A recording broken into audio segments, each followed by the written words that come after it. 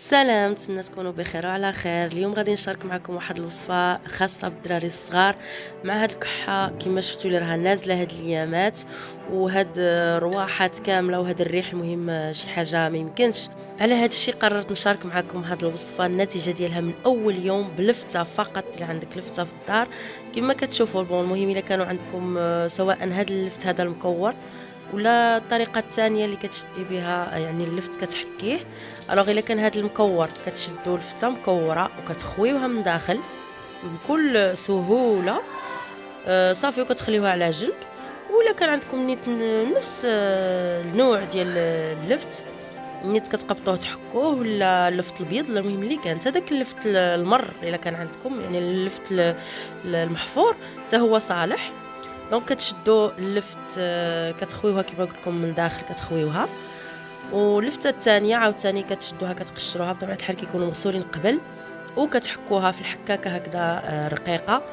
من بعد ما كتحكوها يعني بسهوله بطريقه سهله بزاف كتحايد الكحه للدراري الصغار. النتيجه من اول يوم غتبقى تبان لكم، وان شاء الله الشفاء الديفينيتيف الكامل غادي يكون على 3 ايام يوميا فوقاش ما جاو ينعسوا، وحتى في 12 هكا مثلا قبل الاكل، قبل الفطور، قبل الغداء، قبل العشاء. يعني هو ما عندوش ايفي انديزيرابل ولا اعراض جانبيه اللي غتخافوا منه، يعني يضر. يعني هذا يمكن لكم تشربوه في اي وقت، تعطوه للدريورين الصغار في اي وقت ابتداء من 6 شهور. راه مفيد بزاف. هاد الوصفات اللي كنشارك معكم راه كنحطهم لكم، يعني كنهضر بعفويه وكنهضر عن تجربه وبالنيه ديالي. هاد الوصفه كانت عطاتها لي بنت عمي، يعني شحال هادي كانت بنتي عاد مازال صغيره، هادي 16 عام تقريبا ولا 15 عام. من تما وانا كنستعملها لوليداتي كاملين. كنتمنى تجربوها وتعطيكم نتيجه. هي فقط كتقطي اللفته اللي خويتيها من داخل وكديري فيها السكر سنيده ولا السكر كلاصي. انا كما شفتوا هنايا شديت السنيده وطحنتها حتى ولات سكر كلاصي، عمرت بها اللفته اللي خويت، وزدت بالنسبه للفته اللي حكيت عاوتاني درت فوقها واحد 3 المعالق ولا 4 المعالق باش ما تقولوليش عاوتاني راه كيما ما قلتيلناش المقادير.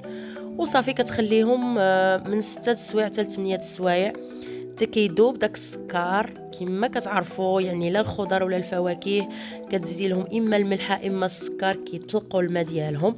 هادشي اللي وقع معنا دابا كيعطيونا واحد السيرو، يعني كيعطينا هاد الوصفه كتعطينا واحد السيرو اكسبكتورون اللي يحايد الكحه الناشفه ولا الكحه اللي محرحره. كيحيدها للدراري الصغار ابتداء من 6 شهور حتى 4 شهور. تقدروا تعطيوها لوليداتكم. كنتمنى هاد الوصفه تفيدكم، وشاركت معكم كما قلت لكم الاجر اكثريه. يعني الفيديوهات راه ما كيدخلوش بزاف ديال الدولار ولا ماشي شي حاجه يعني كثيره، ولكن الاجر ديال من عند الله سبحانه وتعالى هو اللي فيه الفضل كامل في هذا الشيء هذا. هذا الشيء اللي كاين. الله غدا كما كتشوفوا كتلقاو داك اللفت اللي حكيتو طلق الميه ديالو، واللفت عاوتاني اللي عمرتوها بالسكر عمرات بداك السيرو ديالها، داك الماء ديال اللفت بفعل السكر يعني طلق الماء ديالو. يمكن لكم تحتفظوا بها في الثلاجه كل نيت، يعني داك الماء نيت في وسط اللفته ديالو يبقى في الثلاجه، وكل مره تعطيو للدراري منه.